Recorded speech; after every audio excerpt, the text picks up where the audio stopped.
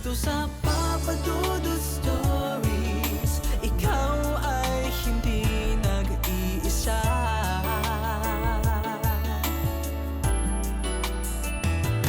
Dito sa Papa Dudut Stories, may nagmamahal sa'yo.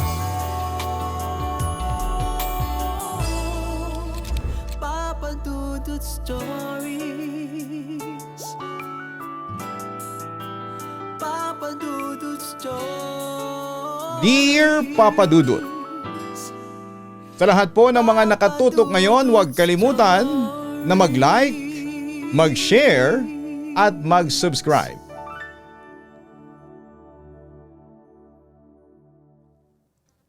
Ang ating mga daanan o lagusan ang siyang nagsisilbi nating tulay upang makarating sa ating mga paroroonan. Ngunit paano kung ang lagusan na ating inaasahan ay siya palang naging kulungan para sa ilang mga namayapang nilalang? Handa ka pa rin bang pumasyal dito? Dear Papa Dudut, itago niyo na lamang po ako sa pangalang Stellar. 25 years old na taga Maynila. Ako po yung klase ng tao na masasabing certified traveler dahil laman ako ng mga kalsada tuwing may time na makapagbakasyon mula sa demanding kong trabaho as a BPO agent. I know na karamihan sa mga kagaya ko ng propesyon na aking tinatahak ay maintindihan ako sa aking rants when it comes to our work. Bukod po kasi sa nakaka-stress na mga customer calls, ay may kota din na kailangang habulin sa pang-araw-araw.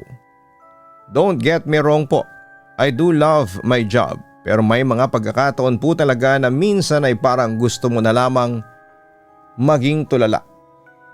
Dahil nga sa demanding na environment na ito, ang pagbabakasyon ang siyang nagsisilbing takbuhan ko upang makapag-relieve man lamang ng stress at ng pagod. Isa nga po sa mga naging biyahe ko ang siyang nag-introduce sa akin sa inyong programa na siya namang kinahiligan ko na rin pakinggan during wee hours.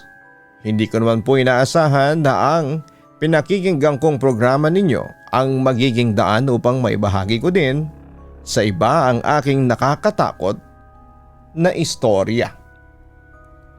Tulad nga po ng aking sinabi, traveler ako kaya marami na rin po akong mga napuntahang lugar. And ang karanasan ko po na ito ang isa sa mga hindi ko makakalimutan. Sa napuntahan kong ito ang siyang itatampo ko dito sa aking liham.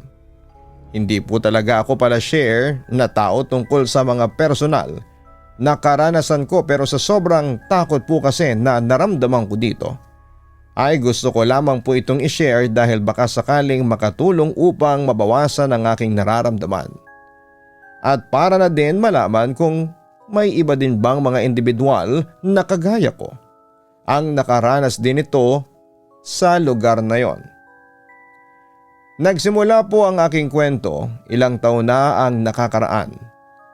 Tulad ng mga usual na gala ko ay napili ko pong magpunta sa probinsya dahil iba talaga ang ambience dito kumpara kapag nasa lungsod ka. Usually ay bumabiyahe ako na ako lamang mag-isa. Pero sa pagkakataong ito ay may ilan akong mga katrabaho na piniling sumama sa akin. Nasa mood kasi ako na mag-historical tour kaya naman pinili kong pumunta sa may Corregidor, kung saan ay makikita ang Malinta Tunnel na siyang isa sa mga tinuturing na nagtataglay ng malaking kasaysayan ng ating bansa noong panahon ng pananakop ng mga Hapon. Although marami akong naririnig na mga haka-haka sa loob daw ng mahabang tunnel na ito, ay may mga kababalaghang nagaganap, ay hindi ko ito alintana.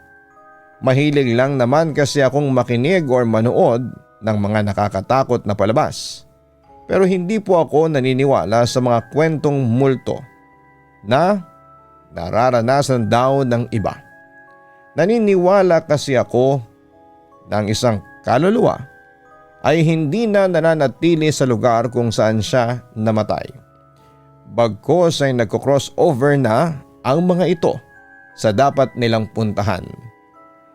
Kaya naman kahit na may mga ganitong kwento ay go pa din ako sa aking plano kasama ang aking mga katrabaho.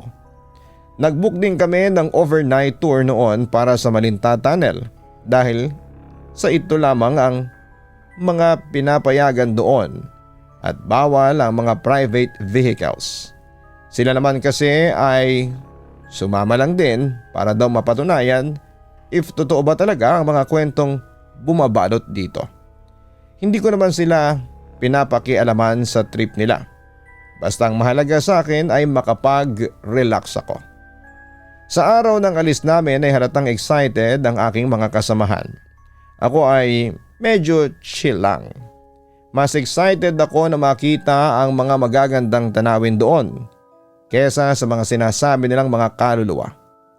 Habang nasa biyahe kami ay puro kwentuhan sila ng mga naririnig nilang mga istorya ukol sa nasabing destinasyon namin. Ilang kasi sa mga sikat na kwento dito ay tungkol sa mga sigaw na mga sundalong namatay dito. Gayon din ang mga nurses na siyang kabilang sa mga nagsilbi noong panahon ng giyera. Bago kami makipagkita sa magsisilbi naming tour guide, papasok sa tunnel na yon, ay gumala muna kami sa ibang lugar noong umaga dahil gabi pa naman kami nakaschedule para sa Malinta Tunnel Tour na aming kinuha. Sobrang nag-enjoy talaga ako dahil maganda naman talaga mga tanawin dito at mafe-feel mo sa lugar ang historical value nito. Pagsapit ng gabi ay nagtungo na kami sa meeting place na sinabi ng aming tour guide. Pagdating doon ay sumakay kami sa parang bus na kung tawagin nila ay tram. Ito ang siyang maghahatid sa amin patungo sa bungad ng tunnel. Bagaman at hindi naman tungkol sa mga nakakatakot na kwento ang ipinunta ko doon sa lagusan na yon, ay excited pa din akong maka-experience. Ang paglalakad dito ay isa sa mga gusto kong ma-experience. Nang makarating kami sa lugar na yon, ay napakatahimik ng lugar. Ang tanging maririnig mo lamang ay ang mga sabik na boses ng mga turistang dumayo dito. Habang pinagmamasdan ko ang lugar na yon ay parang may kung anong kakaiba na nararamdaman ako. Malamig ang hangin dito, pero ibang lamig na nararamdaman ko ng mga panahon na yon. Dumagdag pa sa creepy ambience ang madilim na tunnel na ang tanging malamlam na ilaw lamang ang siyang nagbibigay liwanag. Pero dahil nga sa gusto ko itong mapuntahan at mapasok ay hindi ko pinansin ang kakaibang pakiramdam na yon. Nang magsimula na kaming maglakad sa loob ay mas binalot kami ng katahimikan sa loob ng lagusan na yon. Habang nagpapaliwanag ang aming tour guide ay abala naman ako sa pagtanaw sa paligid ng lugar.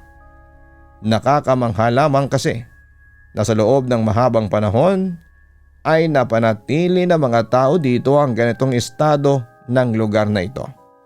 Nakalimutan ko na nga ang kanina ay nararamdaman kong kakaibang pakiramdam at mas nag-focus ang aking atensyon sa pagmamasid sa mga makikita ditong mga bagay. Ilan nga sa mga yon ay ang mga hospital beds na pinapaniwala ang ginagamit ng panahon na abala ang mga tao doon sa paggagamot sa mga sugatang sundalo na nakipaglaban sa mga Hapon. Wiling-wili ako sa pagtingin. Nang maya-maya ay nakarinig ako ng iyak mula sa gilid na bahagi ng lugar na aming binabaybay. Nagtataka naman akong napatingin kung saan nanggaling ang iyak na yun dahil mukhang wala naman sa mga kasamahan ko ang siyang gumagawa ng ganong ingay. Napadako ang aking tingin sa madilim na bahagi ng tunnel kung saan ay may nakapwesto ring hospital bed. Sa isa sa mga kama doon ay may nakaupong isang lalaki. Base sa suot nitong damit ay hindi ito kabilang sa aming mga kasama sa tour. Parang makaluma pati ang itsura ng kanyang kasuotan na siyang lalong nakapagtataka. Pasok. Good morning. Ito na lang. Di naman? Pa-close ha, thank you.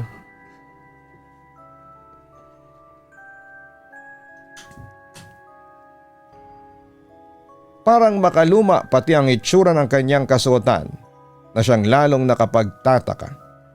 Nakayuko ito habang magkasapo ang dalawa niyang kamay at nakasubsob dito ang kanyang mukha. Base sa panginginig ng kanyang balikat ay mukhang siya ang umiiyak na aking naririnig. Tinitingnan ko ang ibang mga kasamahan ko ngunit parang hindi nila napapansin o naririnig ang iyak nito. Hindi ko alam sa aking sarili kung bakit naisipan kong humiwalay pansamantala sa grupo at lapitan ang naturang lalaki. Ang nasa isip ko ng mga panahon na yon ay baka may ninuno ang naturang taong ito na namatay sa panahon ng giyera at inaalala lamang nito ang sakripisyong ginawa ng kanyang ninuno. Nililingon ko pa din naman ang aking mga kasama sa tour dahil ayoko din namang maiwan doon. Balak ko lamang kausapin ang lalaking yon dahil base sa sinasabi sa amin ng aming tour guide ay bawal ang pag-upo o paghawak sa mga nakadisplay doon na mga hospital beds. Sasabihan ko lamang sana siya dahil baka mamaya ay mapagalitan ito. Habang lumalapit ako sa lalaking yon ay patuloy pa din ang aking paglingon sa aking mga kasamahan. Saktong paglingon kong muli sa lalaking kaharap ko ay nakita kong nakatingin na ito sa akin. Pero ang kinagulat ko ay ang itsura nito. Madumi ito na akala mo ay ilang araw nang hindi naliligo ngunit wala naman akong naamoy na anumang kakaiba sa kanya. Matiim ang pagkakatitig niya sa akin na para bang tumatagos ito sa kaibutura ng aking pagkatao. Hindi ko makita ang ibang bahagi ng kanyang uluhan dahil nga sa madilim sa part na yon. Pero parang nakalubog ang bahaging yon dahil ibang hugis nito. Magsasalita na sana ako upang pagsabihan siya ngunit bigla akong tinawag ng aking kasamahan. Napalingon ako dito saglit at sumenyas gamit ang aking mga kamay. Nang sandali lamang bago muling binalik ang aking paningin sa lalaking nasa aking harapan.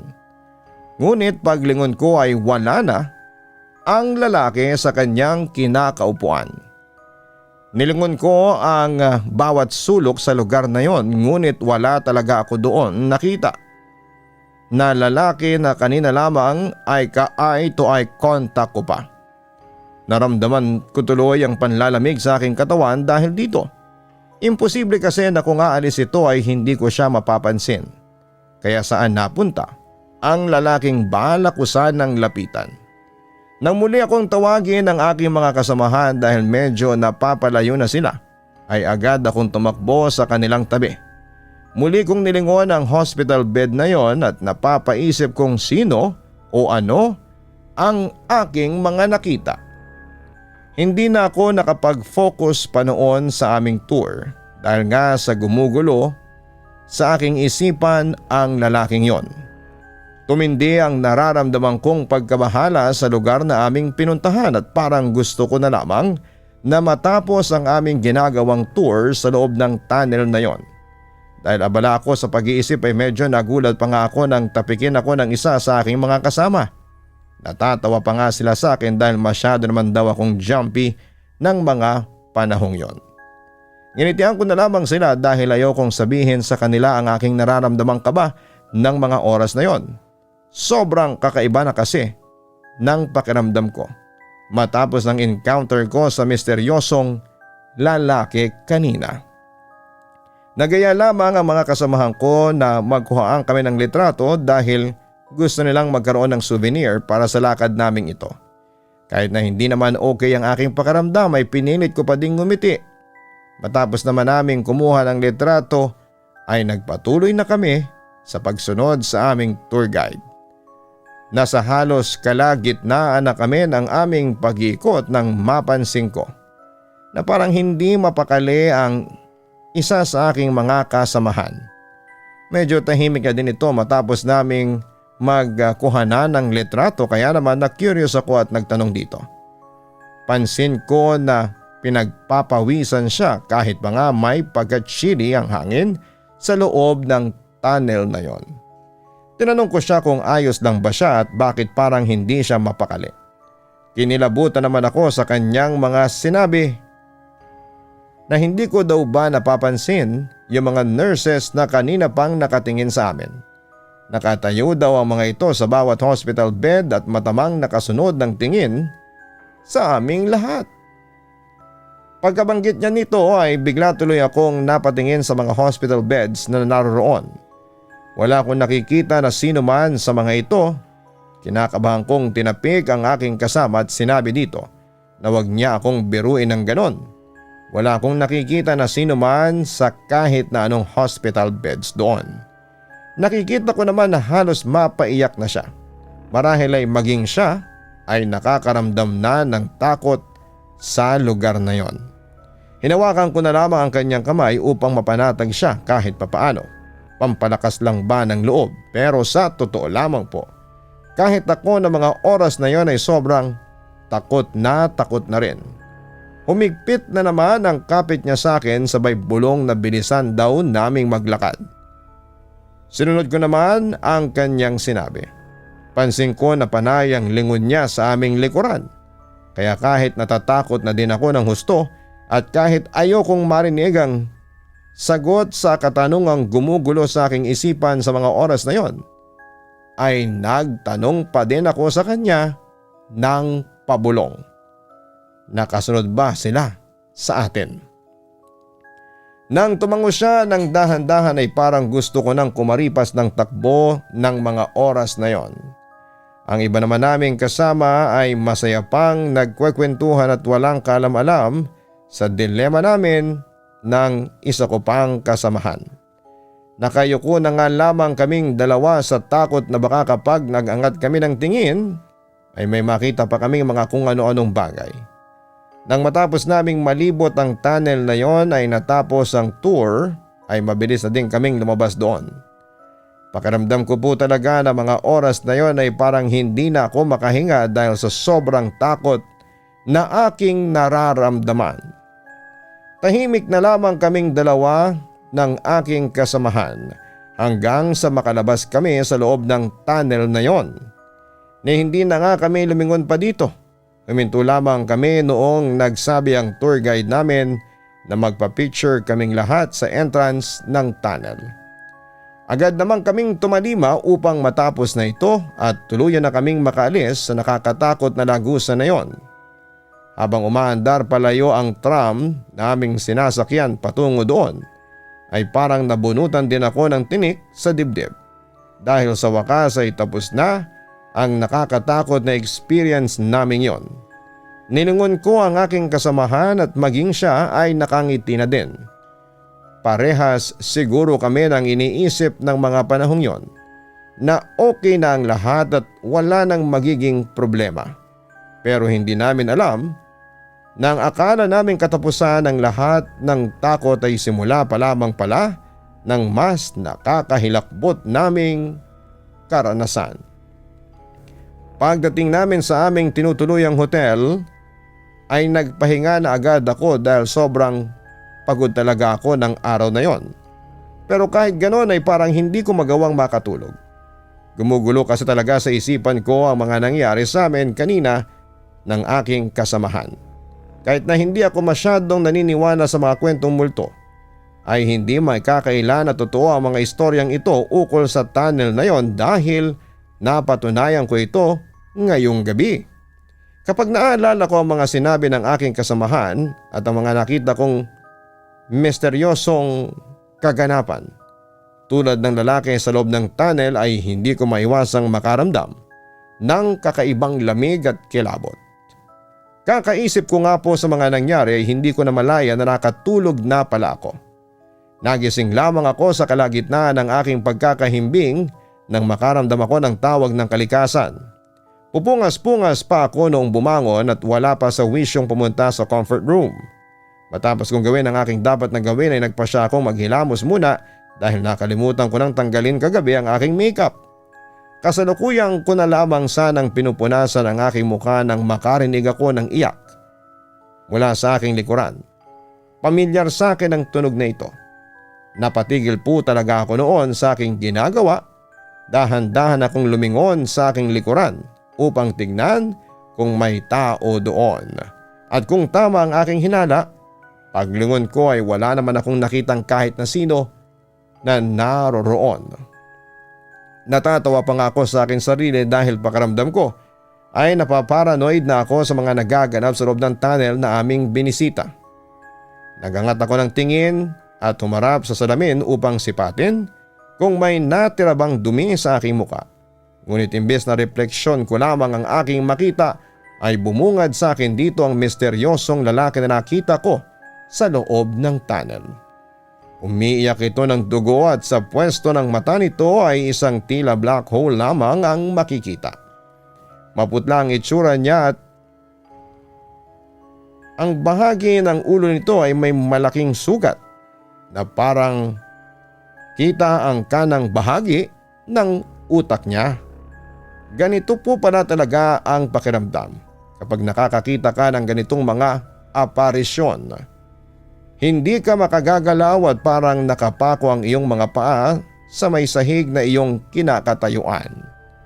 Hindi ko alam kung sisigaw ba ako o tatakbo na lamang palabas ng kwarto. Nananatili namang nakatayo lamang sa aking likuran ang nilalang na yon at patuloy sa pag-iyak. Ilang saglit pa ay tinaas nito ang kanyang kamay at tila inaabot ako. Dito na kusang gumalaw ang aking katawan. Kumbaga gumana ang reflexes ko sa pagkakataong yon at tumakbo ako palayo sa kaluluwang yon sabay diretsyo sa may pintuan upang makalabas. Ngunit kahit na anong gawin kong hila sa pintuan ay hindi ito bumubukas.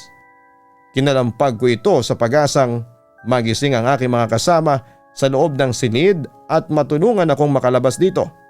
Sinabayan ko na din ito ng malakas na sigaw dahil sa refleksyon ng lalaking iyon sa salamin ay nakita kong malapit na ito sa akin.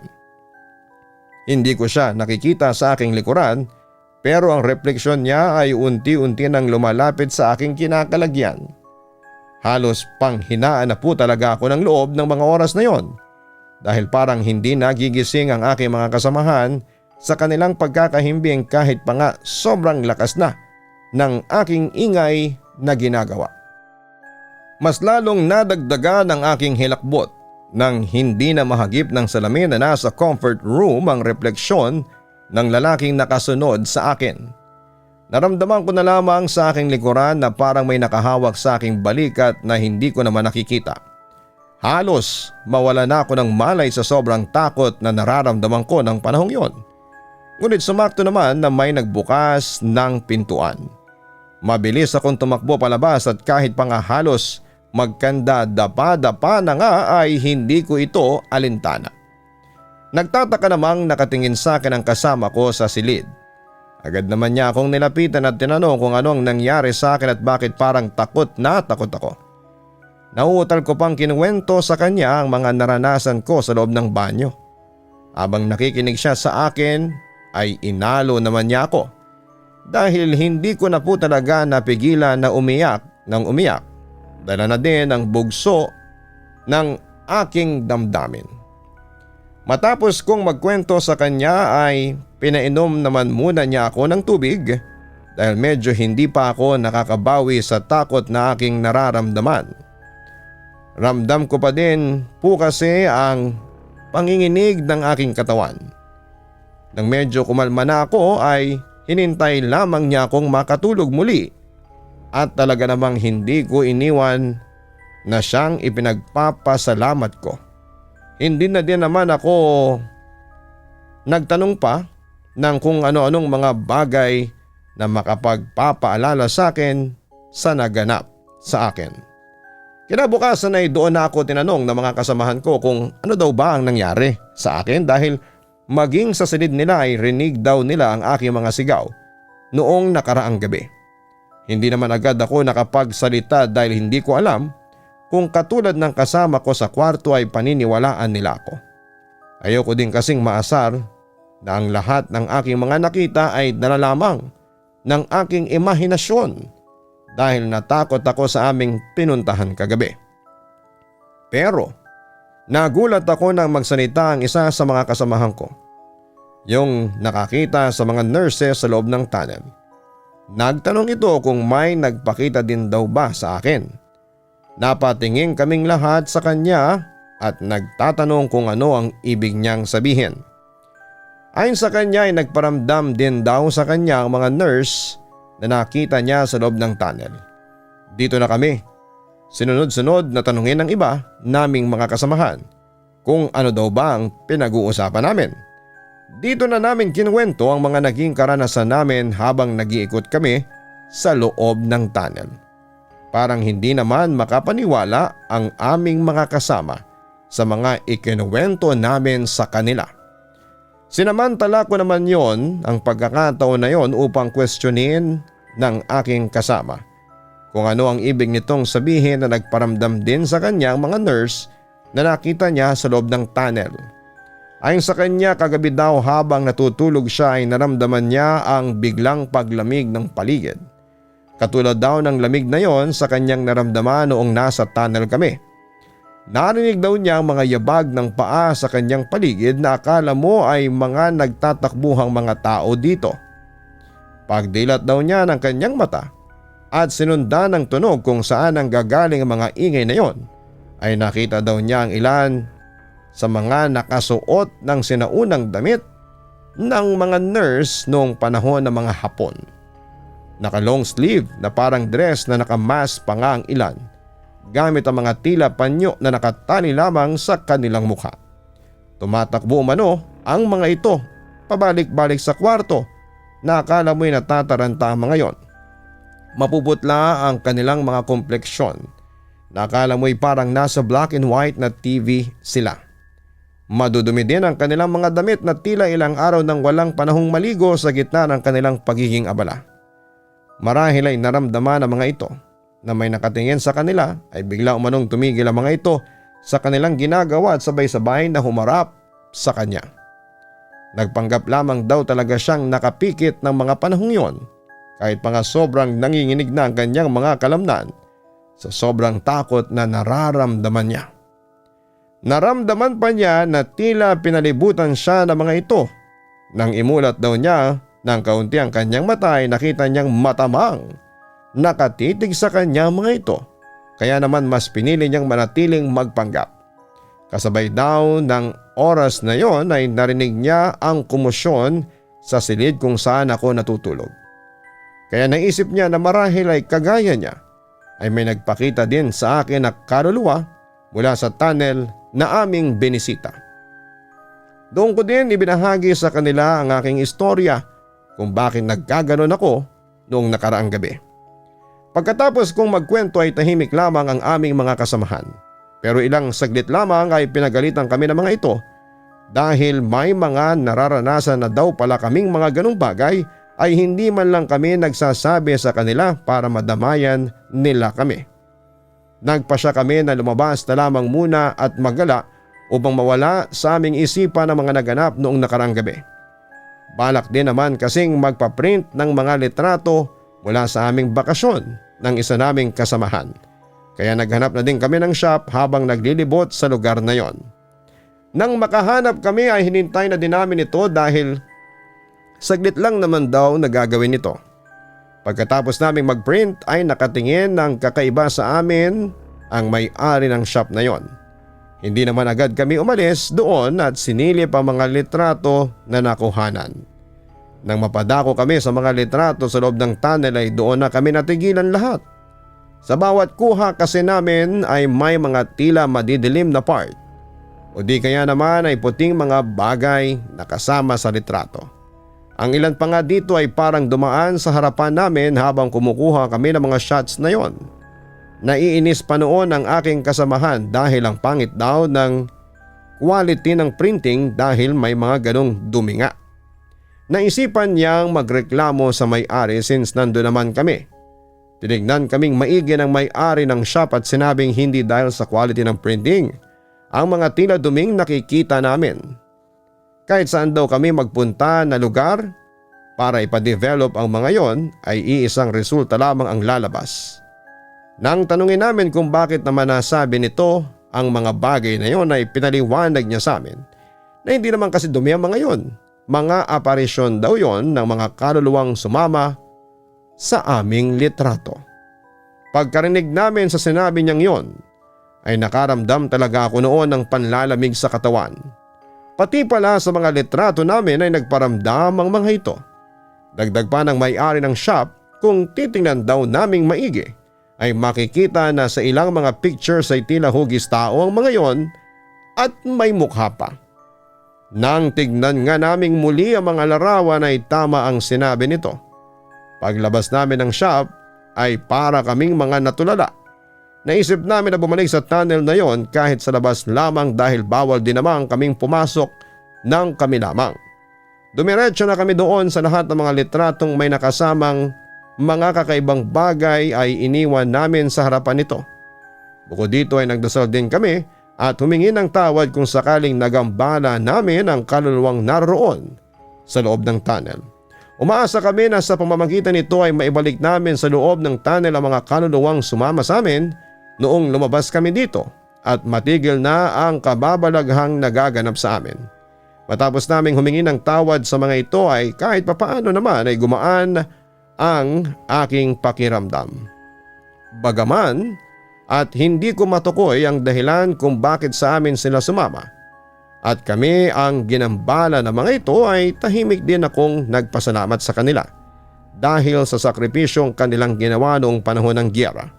Mabilis na din naman kaming umalis ng lugar na yon matapos nito.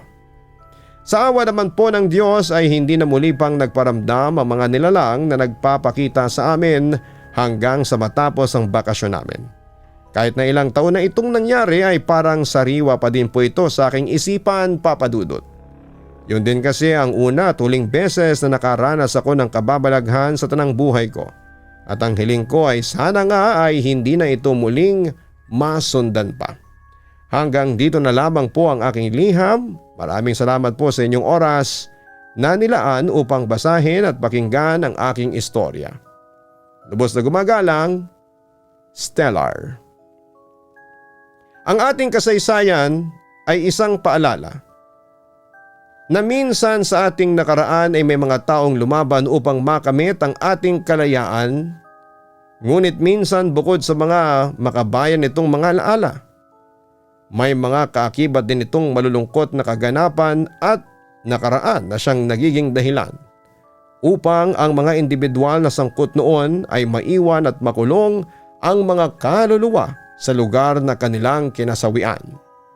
Maaring dito lamang sila naghihintay hanggang sa makita nila ang lagusan na kanilang dapat natahakin upang makapunta sa lokasyon na nararapat nilang paghimalayan habang buhay. Huwag kalimutan na mag-like, mag-share at mag-subscribe. Maraming salamat po sa inyong lahat.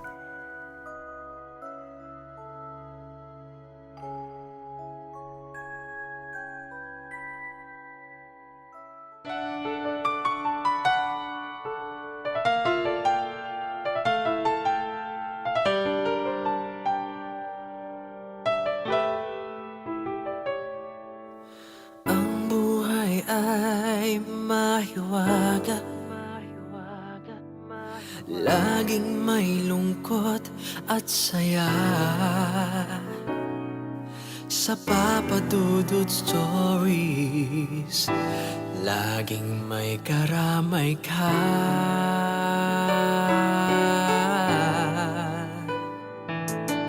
Mga problemang kay bigat, dito ay pakikinggan ka. Sa Papa Dudut Stories, kami ay iyong kasama. Dito sa Papa Dudut Stories, ikaw ay hindi nag-iisa.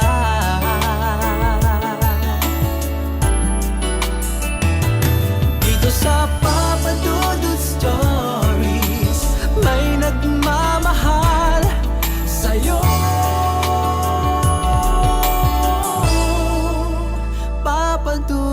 Stories.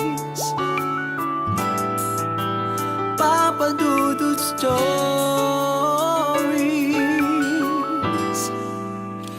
Papa Dudut Stories.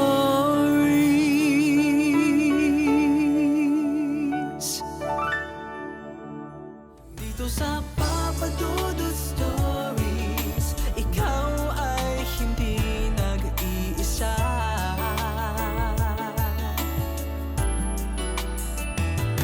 Dito sa Papa Dudut Stories, may nagmamahal sa'yo. Papa Dudut Stories.